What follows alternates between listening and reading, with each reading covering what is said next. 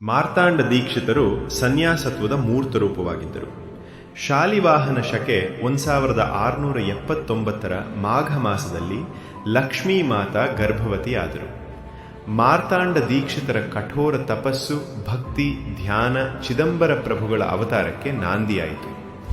ಚಿದಂಬರರ ಪಟ್ಟ ಶಿಷ್ಯರಾದ ಶ್ರೀ ರಾಜಾರಾಮ ಮಹಾರಾಜರು, ಶ್ರೀ ಶಿವಶಾಸ್ತ್ರಿ, ವಿಠಾಬಾಯಿ, ಶ್ರೀ ಸಖಾರಾಮ್, ಶ್ರೀ ಭೋಜರಾವ್ ದೇಶಪಾಂಡೆ ಇವರುಗಳು ಚಿದಂಬರ ಮಹಾಸ್ವಾಮಿಗಳು ಬಹುಧಾನ್ಯ ಸಂವತ್ಸರ ಶಾಲಿವಾಹನ ಶಕೆ 1680 20 ನವಂಬರ 1758 ಕಾರ್ತೀಕ ವದ್ಯ ಷಷ್ಠಿಯಂದು ಭೂಮಿಗೆ ಬಂದರು ಎಂದು ಬರೆದಿದ್ದಾರೆ.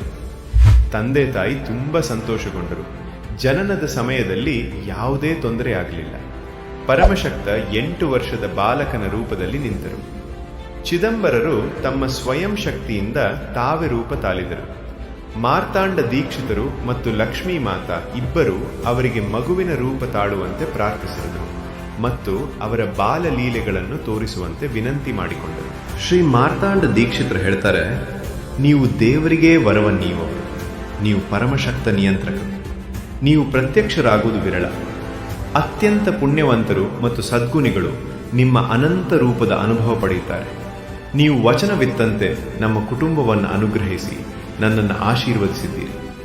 ದಯವಿಟ್ಟು ನಿಮ್ಮ ಈ ಪರಮಾತ್ಮ ರೂಪವನ್ನು ತೆಗೆದು ಮಗುವಿನ ರೂಪ ತಾಳಿ ನಿಮ್ಮ ಲೀಲಾ ವಿನೋದಗಳನ್ನು ತೋರಿಸಿ. ಲಕ್ಷ್ಮೀ ಮಾತಾರವರು ದೇವರಿಗೆ ತಮ್ಮ ಪ್ರಾರ್ಥನೆಯನ್ನು ಸಲ್ಲಿಸಿದರು. ಅವರು ಬಾಲಚಿದಂಬರರಿಗೆ ತಮ್ಮ ಮನಸ್ಸಿನಲ್ಲಿ ಸದಾಕಾಲ ಇರುವಂತೆ ಪ್ರಾರ್ಥಿಸಿದರು. ಈ ಕಾಂಡವನ್ನು ಓದುವವರಿಗೆ ಆಶೀರ್ವದಿಸುವುದಾಗಿ ವಚನವೀಯುವಂತೆ ಸಹ ಅವರು ಪ್ರಾರ್ಥಿಸಿದರು. ತಂದೆ ತಾಯಿಯ ಪ್ರಾರ್ಥನೆಗೆ ಓಗೊಟ್ಟು ಬಾಲಚಿದಂಬರರು ತಮ್ಮ ಮೂಲ ಸ್ವರೂಪವನ್ನು ಮರೆಮಾಚಿ ಶಿಶುವಿನ ರೂಪ ತಳೆದರು ಮತ್ತು ಆಳಲು ಆರಂಭಿಸಿದರು. ತಂದೆ ತಾಯಿ ಹರ್ಷಗೊಂಡರು. ಅವರು ಶಿಶುವನ್ನು ಮುದ್ದಾಡಿದರು. ಅವರು ಶುದ್ಧೀಕರಣದ ಎಲ್ಲಾ ಆಚರಣೆಗಳನ್ನು ಮಾಡಿದರು. ಮಾರ್ತಾಂಡ ದೀಕ್ಷಿತರು ಜ್ಯೋತಿಷ್ಯ ಪಂಡಿತರ ಬಳಿ ಚಿದಂಬರರ ಜಾತಕ ರಚಿಸಲು ಹೇಳಿದರು.